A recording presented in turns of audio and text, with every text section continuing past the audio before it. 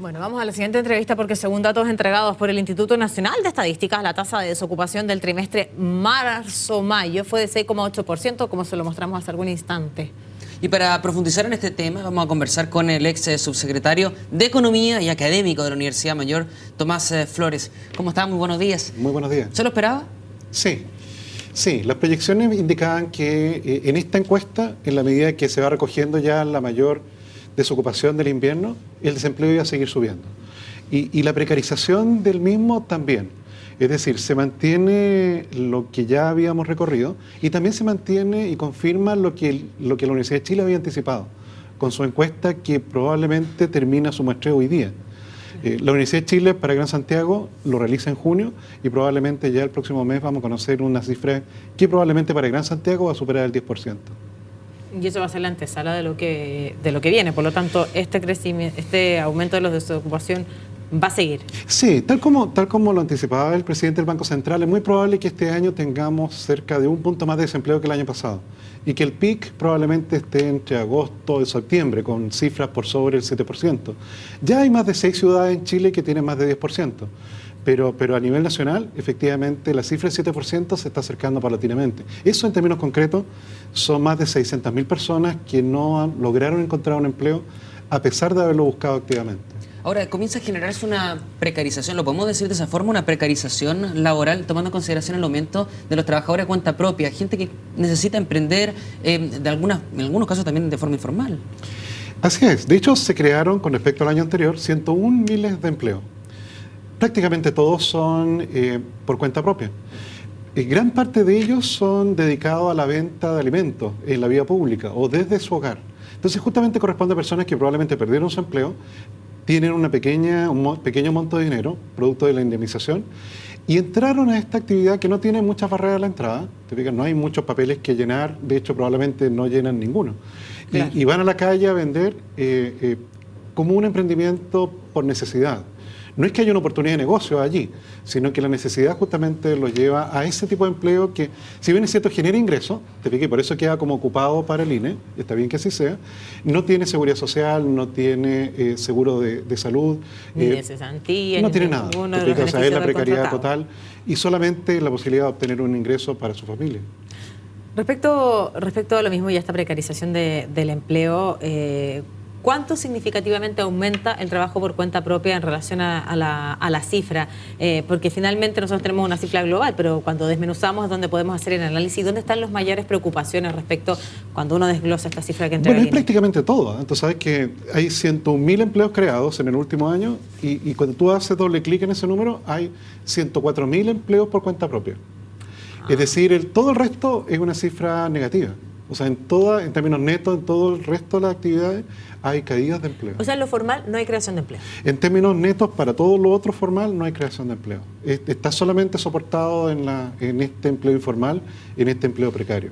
Ahora, tomando en consideración el escenario latinoamericano, lo que vimos, por ejemplo, en este último tiempo con el Brexit en el Reino Unido, ¿cómo se ve el futuro económico en nuestro país? Estamos hablando de empleo, pero está muy ligado también a la posibilidad de inversión, de reinversión que puedan tener las empresas. Y de crecimiento al final. O sea, en la medida que para este año el crecimiento esté en torno a 1,5%, no era posible esperar mucha mayor creación de empleo. O sea, efectivamente la encuesta de la Universidad de Chile nos anticipó esto y lo del INE ahora ya lo viene a ratificar.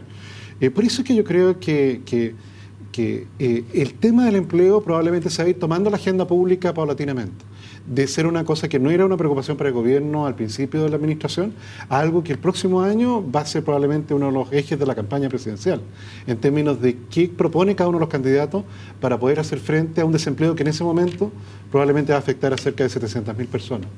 Tomás, tenemos la información de cuáles son los sectores que se desprenden de trabajadores mayoritariamente. Sabemos que la minería y las regiones también mineras han sido las que tal vez han sido fuertemente golpeadas. Y por ahí también este análisis, que no me acuerdo si lo hacíamos contigo en otro programa, de cuán bueno es el trabajo en la minería versus otros trabajos que también pueden ser entregarle alguna oportunidad, pero que no tienen la misma calidad de empleo. Claro, hay destrucción neta de empleo, por cierto, en el sector minero. Eso ha llevado a Calama a tener una tasa de desempleo de las más altas de Chile. Tú sabes que en la zona sur, zona productora de alimentos, ahí hay más creación de empleo. porque el pero dólar... que no tiene la misma calidad de empleo. Claro, es distinto. El dólar más alto, bueno, que ahora está un poco más bajo, Claro. pero el dólar más alto había logrado reactivar esa zona que efectivamente es un empleo con salarios más bajos que en el mundo minero, con una precariedad mayor que en el mundo minero. Pero había allí un cierto germen de creación de nuevos puestos de trabajo. Lamentablemente la varianza que hemos visto del dólar a ese sector lo afecta de manera importante. Entonces, el único sector que hasta el momento sigue disfrutando de la bonanza que significó la burbuja inmobiliaria es la construcción. El año pasado todos corrieron a comprarse una vivienda antes de que el IVA se le aplicase. Eso creó mucho empleo. Eso todavía tiene un rezago, pero es un rezago que cada vez tiene menor fuerza. Entonces, hoy día el sector construcción genera empleo, pero lo va a ir haciendo cada vez en una proporción menor. Ahora también se había hablado mucho que obras públicas, por ejemplo, iba a lograr a subsidiar la gran cantidad de desempleo que se veía, o al menos se vislumbraba cuando ya se empezaban a dar los primeros índices del aumento de la tasa de desempleo. Pero hasta este minuto tampoco hay una fuerza de parte de obras públicas de generar nuevas inversiones debido a la situación económica. ¿Cómo eso también va a empezar a afectar quizás en los próximos meses? Bueno, yo creo que ahí hay una oportunidad. Te explico, o sea, yo pensaba, si estuviera en el gobierno, ¿qué medidas uno pudiese anunciar? Una ya se anunció el 21 de mayo, que es mayor construcción de viviendas sociales, 25.000 más. Y ahí absorber parte de la mano de obra que va a quedar desempleada en el sector inmobiliario privado. Pero en concesiones hay una tremenda oportunidad. Porque hay allí una gran cantidad de obras que están evaluadas técnicamente, que tienen financiamiento y que por discusión ideológica han sido postergadas. Claro. Aquí me refiero principalmente a construcción de hospitales. De hospitales. Claro, en lo cual hay experiencia internacional muy adecuada y ahí tú puedes abrir esa puerta y traer consigo una gran cantidad de inversión y una gran cantidad de empleo.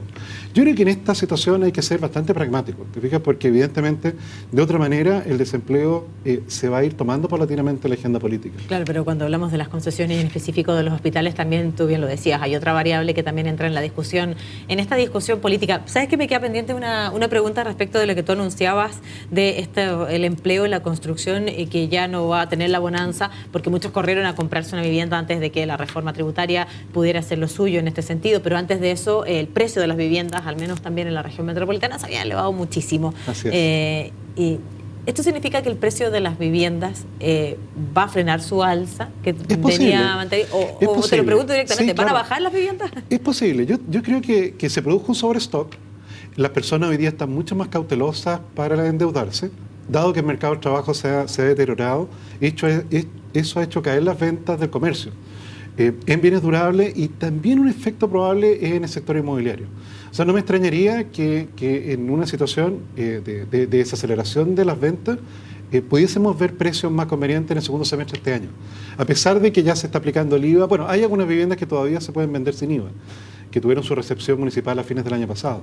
Entonces sí, quizás allí, curiosamente, esta desaceleración abre tal vez una oportunidad de inversión para aquellos que no la aprovecharon el año pasado. Y ahí está la oportunidad que está presente y además cierto que con este impuesto vamos a tener que comprar los bienes raíces de aquí en el futuro, así que hay que asumirlo dentro del análisis. Sí, pero mira, yo en esas cosas, en el tema tributario, yo creo que la rueda de la fortuna nunca está totalmente detenida. No me extrañaría que nuevamente en la agenda presidencial del próximo año hubiera una propuesta de reforma tributaria para incentivar la inversión. Y dentro de ella, podría ser la compra de nuevas viviendas. El tema tributario nunca se cierra totalmente. Bien, pues, Tomás Flores, muchísimas gracias por conversar con nosotros, también viendo la expectativa que hay respecto al mercado laboral y también al futuro de la economía. Muchas gracias, encantado. Que tenga un buen día. Y ya estamos terminando nuestro programa, nuestra edición de Mañana en Directo. Agradecemos la compañía de Seba Fuentes. ¿Va a venir mañana también? También, nos encontramos ¿Cierto? mañana. De todas maneras. Y usted siga la programación de CNN Chile, ya viene Verónica Schmidt.